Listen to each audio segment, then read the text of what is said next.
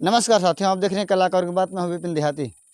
साथियों, मैं आज अमेठी ज़िले के एक ऐसे स्थान पर खड़ा हूं जहां पर कथक को पूरे विश्व में प्रसिद्ध करने वाले बिरजू महाराज जी, उनकी मां की जन्मस्थली है। और मैं वहां पे हमारे साथ एक अंतर्राष्ट्रीय कथक कलाकार हैं। आपको इस जन्मभूमि के बारे में और क्या करते हैं और कहाँ पे रहते हैं, किससे इन्होंने कथक सीखा, इस सब के बारे में सबसे पहले मैं आपका नाम जानना चाहूँगा अपने चैनल के माध्यम से। मैं सबसे पहले आप लोगों को धन्यवाद देता हूँ, विपिन भाई और भैया को, सभी यहाँ के सभी गुणीजनों को। मेरा नाम अभय महाराज है और मैं भी यहीं पला बड़ा हूँ। मैंने जो अपनी शिक्षा ली, पिता त्रिपुरारी महाराज जी, ताऊ अशोक महाराज जी और कजन ताऊ पद्म विभूषण पंडित बिरजू महाराज जी से, तो उन्हीं का सब आशीर्वाद है कि जो पूरे आज इंडिया में या बाहर थोड़ा बहुत जो हम लोगों का नाम है, सब उन्हीं का आशीर्वाद है। ये अमेठी का एक ऐसा गांव है, लोग जानते नहीं थे। यहाँ की मिट्टी से जन्मी उस माँ के कोख से पैदा हुआ एक सितारा पूरे विश्व में कथक को फैला रहा है और किसी को भनक तक नहीं है कि। और एक ऐसा नाम बिरजू महाराज जो कि सबके जहन में कहीं ना कहीं चलता है। उनकी बड़ी बड़ी जो बॉलीवुड फिल्म की अभिनेत्रियाँ हैं, उनकी शिष्या रहीं, माधुरी दीक्षित हों चाहे और कोई हो, उनसे बड़ी बड़ी हस्तियों ने कथक सीखा है। आपने भी उनसे सीखा है, कैसा आपके मन में महसूस होता है? हाँ कि बिरजू महाराज जी से मैंने कथक सीखा है। हाँ, बिल्कुल। वो साक्षात कृष्ण स्वरूप थे और दुर्भाग्यवश 2 साल पहले वो गुजर गए। मुझे इतना ज्ञात है कि उनका आशीर्वाद हमारे साथ है और उनके नाम को बढ़ाने की कोशिश कर रहा हूँ, प्रयास कर रहा हूँ कि पूरे विश्व में उनका नाम बढ़ा सकूँ। आप अभी इस हम समय क्या करते हैं आप? कथक केंद्र के रिपेट्री में हूँ, प्रोग्राम में, और दिल्ली का एक स्कूल है नटखट प्ले स्कूल, उसमें भी बच्चों को सिखा रहा हूँ। ये सामने बोर्ड दिख रहा है, यहाँ लिखा है कालिका बिंदादीन पारंपरिक कथक। मैं कैमरामैन से चाहूँगा ये बोर्ड दिखाएं। आप थोड़ा आगे चले जाएं कैमरामैन, हमारी आवाज़ बिल्कुल आप तक पहुँच रही है। इस बोर्ड को आप विधिवत दिखाएं। लिखा है कालिका बिंदादीन पारंपरिक कथक नटवरी लोक नृत्य कला केंद्र। ये कालिका बिंदादीन थे कौन, मैं आपसे जानना चाहूँगा। हाँ, ये महाराज जी के बाबा थे, बिरजू महाराज जी के हमारे परबाबा हुए। तो जो महाराज जी की मदर थी महादेवी जी, वो हम लोगों का रिलेशन है।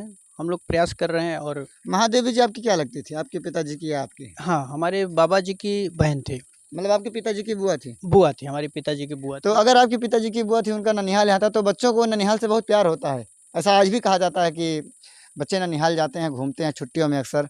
तो क्या महाराज जी भी यहाँ आया करते थे? आते थे, काफ़ी आए थे। हमें याद है 98 99 का तो मुझे भी याद है। उस समय आए थे, पहला महाराज जी ने यहाँ मुझे खड़ा किया था। तो सबसे पहले वही हमारे गुरु हैं, जो हमें पहला पैर उन्होंने ही सिखाया था महाराज जी ने यहाँ पे। ये जो कालिका बिंदादीन विद्यालय है, मैंने सुना है कि इसमें महाराज जी संरक्षक भी रह चुके हैं। हाँ हाँ, बिल्कुल। महाराज जी थे और जीवन भर रहेंगे, उनका आशीर्वाद रहेगा यहाँ पे। हम लोग प्रयास कर रहे हैं कि नृत्य को किस माध्यम से उनको श्रद्धांजलि हमेशा देते रहें जब तक जीवित हैं। और मैं भी खुद नेशनल स्कॉलर हूँ, 3-4 स्कॉलरशिप प्राप्त किया हूँ भारत सरकार में।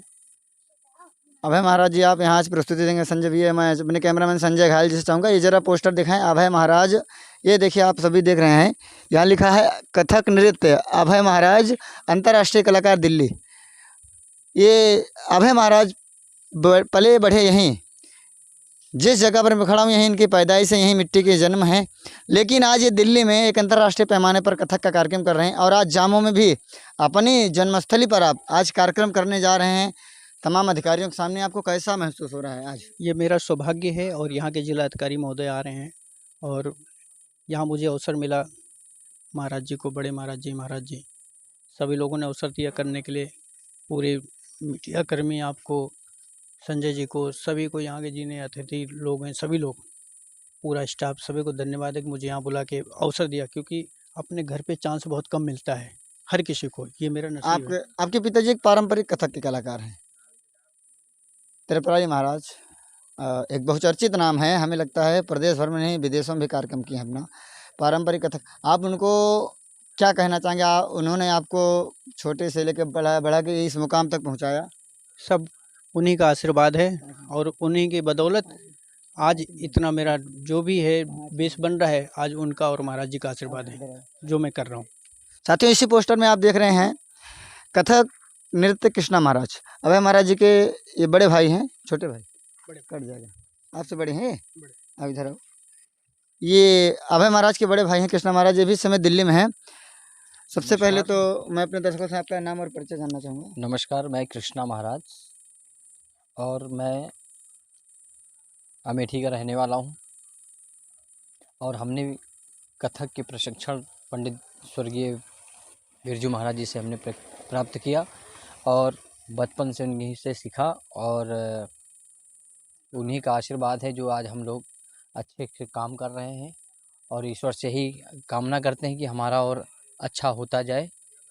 आप कितने वर्ष के थे जब बिरजू महाराज जी के पास गए? तो मैं तकरीबन मैं था 7 ईयर का। 7 साल के थे तब से बिरजू महाराज जी के पास रहे हैं। हाँ जी। इतने दिन आप इतने बड़े कलाकार के साथ रहे, कैसा महसूस करते थे आप?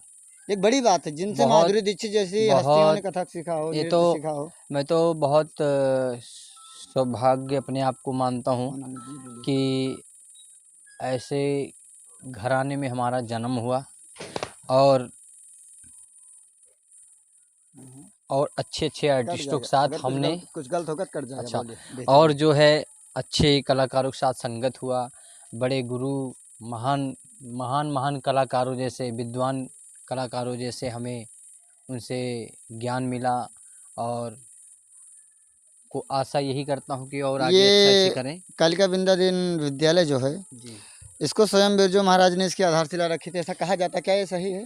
सही है। ये आज जो भी है सारा योगदान उन्हीं का है, महाराज जी का, और उन्हीं के जो दादाजी थे, बाबा जिसको कहते हैं बाबा जी, ग्रैंडफादर पंडित स्वर्गीय श्री कालिका बिंदादीन महाराज, उन्हीं के नाम से स्थापना हुआ है ये। सूत्रों के मुताबिक मुझे कई खबरें मिलती हैं कि बिरजू महाराज जी यहाँ बचपन में रहा करते थे, गाय चराया करते थे। हाँ, बताते यहाँ थे। आपके पीछे एक ट्यूबवेल भी है। साथियों, मैं बताना चाहता हूँ बिरजू महाराज जी के पीछे एक ट्यूबवेल है, उसमें भी स्नान करते थे। उस ट्यूबवेल को मैं दिखाऊंगा, लेकिन पहले मैं जान लेता हूँ कि क्या ये कहाँ तक ये बातें सही है जो चर्चाएँ होती हैं आम जनमानस में कि बिरजू महाराज जामू के अचलपुरे राघव पंडित आया करते थे और यहाँ स्नान करते थे और गैया भी चराते थे, गौचारण भी करते थे। ये महाराज कृष्णा जी बताएंगे, क्योंकि ये उनकी जो है बिरजू महाराज जी की जो माँ थी, इनके पिताजी की सगी बुआ थी, तो कहीं ना कहीं एक खून का नाता है। तो मैं आपसे यही जानना चाहूँगा। बस मेरा रिलेशन ये है महाराज जी से कि जो मेरे पिताजी की जो बुआ थी श्रीमती महादेवी जी, वो उनका मायका यहीं था, जो कि मेरे पिताजी के सगी बुआ के थी वो, और महाराज जी का जो ननिहाल है यही हमारा घर ही है। अच्छा महाराज जी, मैं जानना चाहूँगा कालिका विंदादीन के बाद जो पीढ़ियाँ आई कथक में, वहाँ से बिरजू महाराज तक कितनी पीढ़ियाँ, जरा मुझे बताने का आप प्रयास करें। सबसे पहले कालिका विंदादीन, उसके बाद उनके बेटे कौन थे?